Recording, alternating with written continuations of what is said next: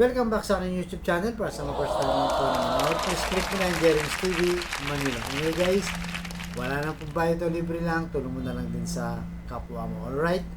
Thank you very much po. So ang topic natin ngayon for today's reflection, aral sa ika-4 ng simbang gabi. And guys, sa ating mga Katoliko ay tuloy-tuloy ang misa pagdating ng Misa de Gallo hanggang sa Pasko. So, ang aral dito ay hilingin natin sa Panginoong Hesus ang isang masaganang pamumuhay para sa ating lahat. At turuan niya nawa tayo na maging bukas palad sa ating kapwa na nahihirapan. And guys, napakalinaw ng aral na yung ika-4 na simbang gabi. At ang gospel ngayon guys, tungkol ito sa kwento nitong si Zacarias at si Elizabeth. So alam naman natin, sikat din ito sa Bible dahil sila yung ama ni San Juan Bautista, di ba? Na nauuna sa ating Panginoong Hesus dahil nga nagpapasko na. So sila yung bida ngayon sa ating gospel. So nung isang araw guys, ito nga si San Jose, di ba? Nagpakita ang anghel sa kanyang panaginip at sinabi nga niyang mabubuntis si Mama Mary ng banal na espiritu. So itong si San Jose naniwala, di ba? Kahit sa panaginip nakipag-usap sa kanya itong si Saint Gabriel. Pero itong sila Zacarias, guys, matagal na nilang hinihiling sa Diyos na magkaroon silang ng anak kasi nga sobrang tanda na, di ba? Kasi sa panahon noon guys, pagka ang mag-asawa ay walang anak, parang mababa ang tingin sa iyo. Kasi di ba, dahil nga ang Israel ay kokonti lang yung populasyon nila, kailangan nilang magparami at malaking pakinabang pag meron kang anak. Kaya ganun na lang ang kanilang pagsusumamo, pagdarasal sa Diyos. Bagamat si Zacarias at Elizabeth ay naglilingkod din sa simbahan. Diba? Sila pa nga nag-aayos sa altar. At na kung saan ay nagpakita naman ito. Kung si San Juan ay si San Jose ay nagpakita sa panaginip, itong si San Juan guys, ay si Zacarias ay personal naman nakipagkita dito kay Zacarias. Diba? Itong si Saint Gabriel. Kaya siyempre, sa tagal ng kanilang hinihingi na dasal sa Diyos na sana magkaroon ng anak, ito na, dininggin na nga ng Diyos. Subalit, dininggin na nga ng Diyos, pero siya ay parang duda pa rin. Kumbaga sa tagal nang hinihintay mo yung answer prayer mo, di ba? Yung mga dalangin mo sa Diyos. Pero nung dumating na, bakit nagduda pa rin itong si San Juan, si Zacarias guys. So narito ang sabi dito ni basahin lang natin guys. So nung nagpakita na itong si Anghel Gabriel, ang sabi dito sa Lucas 1 chapter 18 hanggang 20. Sinabi ni Zacarias sa anghel, paano matitiyak na mangyayari yan? Ako'y matanda na at gayon din ang aking asawa. Sumagot ang anghel, ako'y si Gabriel na nakatayo sa harapan ng Diyos. Isinugo niya ako upang dalhin sa iyo ang isang magandang balitang ito.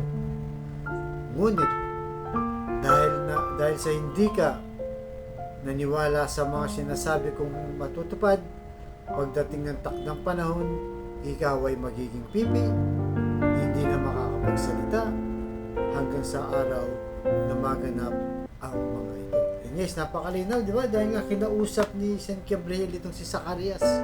Sa matagal niya nang inihiling, pero nagduda siya. Kaya ang sinabi ng anghel, magiging pipi ka hanggang sa magka-anak na kayo o lumabas na yung bata na itong si San Juan Bautista. So imagine guys, di ba? Sa mga dalangin po natin araw-araw sa ating Panginoong Hesus. Di ba? Minsan naiinip pa tayo, bakit ang tagal? Pero pag nandiyan naman, bakit duda ka pa? Kaya kung minsan, kahit gulong-gulo ka na sa mga problema mo, di ba? Kung ano na nangyayari sa buhay mo, bakit parang dapang-dapa ka? Bakit parang sunod-sunod ang mga dagok, mga problema na dumarating sa buhay mo? Hindi mo na alam ang gagawin mo, stress ka na. Wala ka nang malapitan. Ano ba kailangan mong gawin?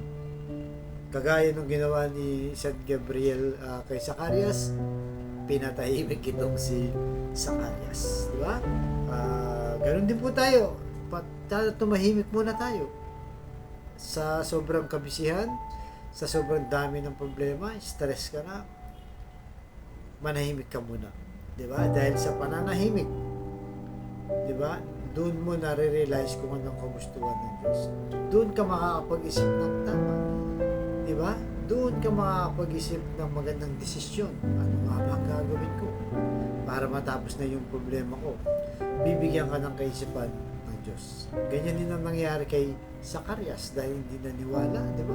Sa kabila ng anghel na ang nagsabi sa kanya, duda pa rin siya. Kaya yun, napipi siya hanggang sa lumabas ng kanyang anak at doon lang nagkapagsalita muli.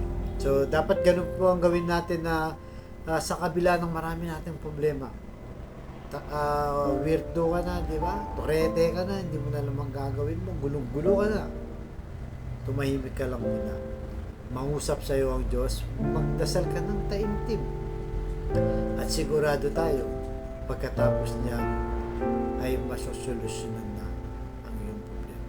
Kaya sa kapatid natin nanonood sa aking vlog na may problema sa pamilya, sa financial, at sa kalusugan, sabayin mo ako sa napakasimpleng dasal na kung kayo maniwala at magtiwala sa ating Panginoong Yesus ay tiyak yung pagkakalob sa iyo sa tamang panahon. So tayo po manalangin, Lord, i-bless niyo po ang kapatid namin na nanonood sa aking vlog na malubha na po ang karamdaman. Stage 4 cancer na, Lord. Tinaningan na rin po ang kanyang buhay. Ipuhin niyo po ng iyong mapagpagaling na kamay. Aplusin niyo po yung kanyang katawan. Tanggalin ang karamdaman. Lahat po ng nakikinig at nanonood ngayon na may matinding karamdaman, aplusin niyo po ang kanilang katawan, Lord, sa iyong mapagpalang at mapagpagaling na kamay. Yakapin mahigpit para sa kanilang pamilya. Ganoon din po, Lord, sa pamilyang nagkakagulo rin, sira-sira dahil sa hindi pagkakaunawaan. Ipuhin niyo po ang kanilang puso na maging mapagkumbaba, mapagpasensya at mapagmahal, at lalong mapagpatawad sa bawat miyembro ng pamilya. Magbigis-bigisin niyo po muli. Ganun din po sa mga walang-wala, Lord, sa may financial na problema, nag-ultimo pambili ng 1 kilo lang ng bigas. Iniisip pa, Lord, kung paano nila iraraos ang kanilang pamilya. I-bless niyo po ang aming hanap buhay para sa aming pamilya. Ang lahat ng ito niling namin sa matamis na pangalan natin, Panginoong Jesus. Amen. To God all be the glory. Sa ngalan ng Diyos, Espiritu Santo. Thank you very much po.